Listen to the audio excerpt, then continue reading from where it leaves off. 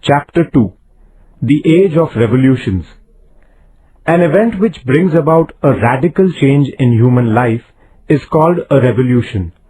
The American War of Independence, the French Revolution, and the Industrial Revolution were events that brought about such changes. The 18th century in which these events took place is therefore known as the Age of Revolutions. We shall briefly study these three events in this lesson.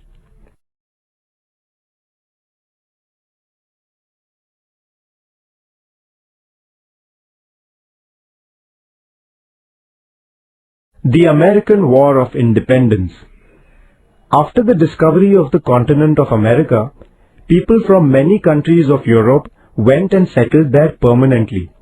The British founded 13 colonies in North America between 1607 AD and 1733 AD. England's policy about the colonies.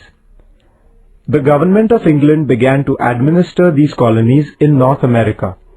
The rulers of England expected the colonies to sell their grains, tobacco, sugar, etc. to England. The colonies in America were forbidden to produce any goods which could compete with the British goods. England levied duties in the colonies on goods such as tea and sugar.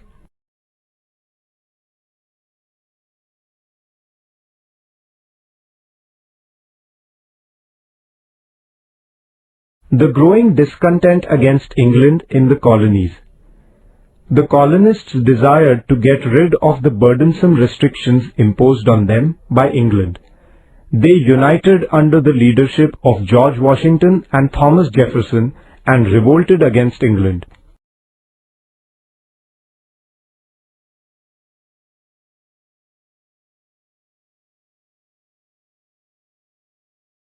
Boston Tea Party.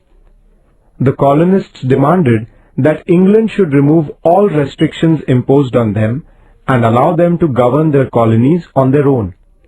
England refused to grant these demands. The colonists, therefore, boycotted British goods. Some colonists threw away tea chests from the English ships into the sea. This incident is known as the Boston Tea Party. No representation, no taxes.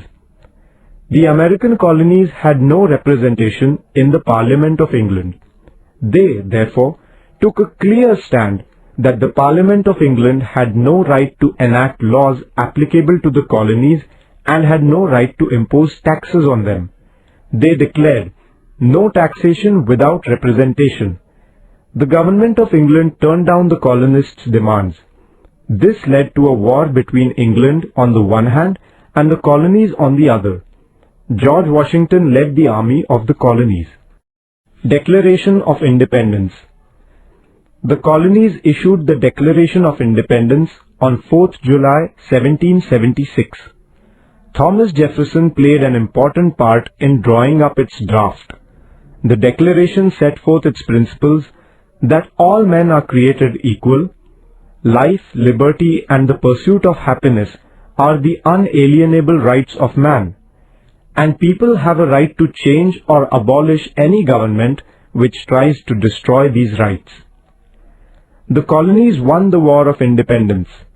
In 1783, England acknowledged their independence. George Washington became the first President of America. In 1789, 13 colonies together established the Federal Republic of America. It came to be known as the United States of America, or the USA in short. America thus became the first federal democratic republic. America was the first country in the world to have a written constitution.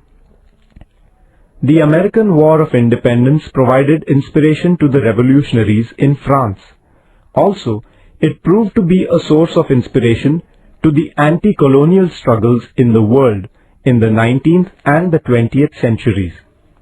The French Revolution. France had an absolute monarchy. The people there became united and they put an end to the autocracy and feudalism there. It was the first time in the world that the people's power had expressed itself in this manner. Today, we find that many nations of the world have embraced democracy. The spread of this democratic form of government began with the French Revolution. Therefore, it is believed that the history of the modern world begins with the French Revolution. The ruling class in France lived a life of luxury and indulgence. They were unmindful of the developments taking place in the outside world. They did not do anything for the welfare of the people. The state had become bankrupt. The people, therefore, began to lose their loyalty towards the king. Social inequality. There was extreme social inequality in France. There were three social orders or estates in France.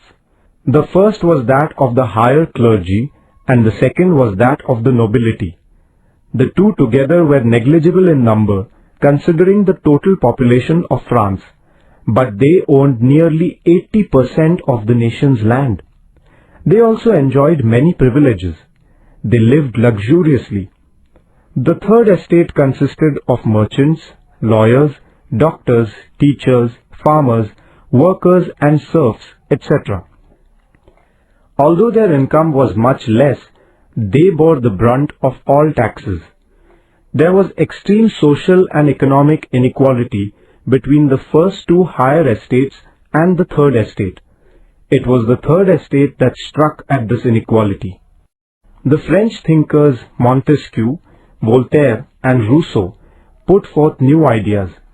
Montesquieu put forth the theory of the separation of the powers, according to which the three components of the government machinery, the legislative, the executive and the judiciary, should be independent of one another. Voltaire severely criticized the social inequality. Rousseau put forth his theory of the sovereignty of the people through his book Social Contract. According to him, man is born free. People voluntarily impose upon themselves certain restrictions so that the society may function smoothly. They create the government machinery for the implementation of these restrictions. It is not divine or God-given, but is created through a social contract.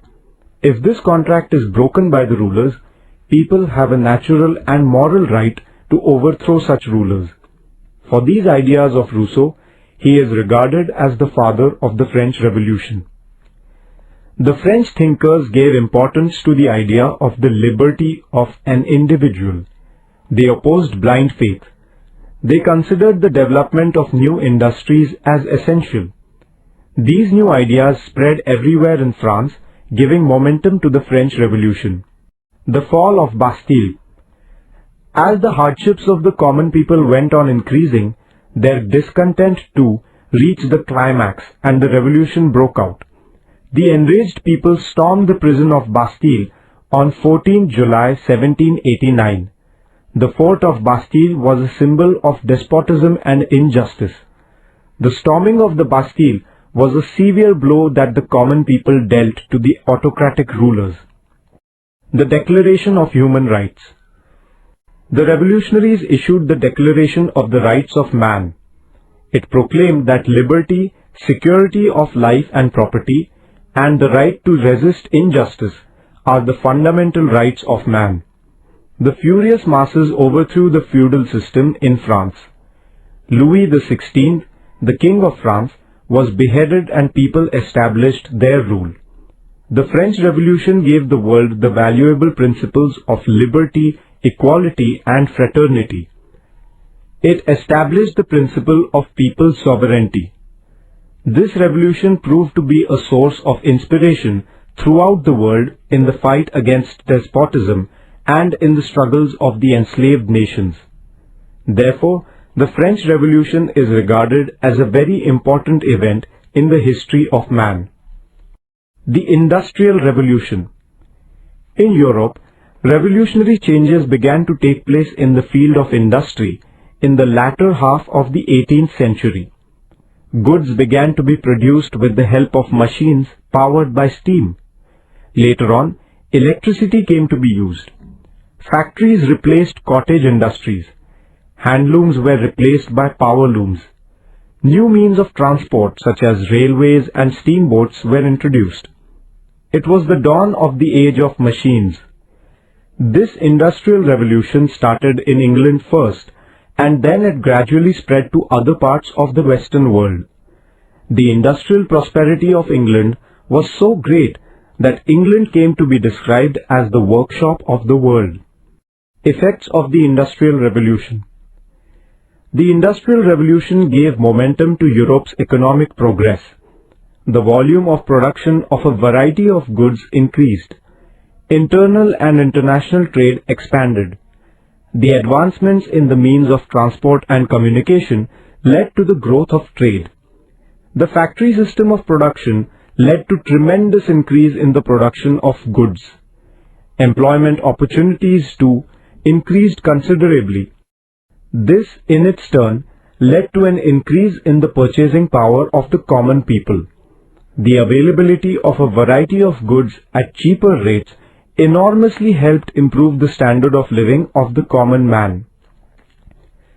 The need to secure new markets in the international field was then felt increasingly.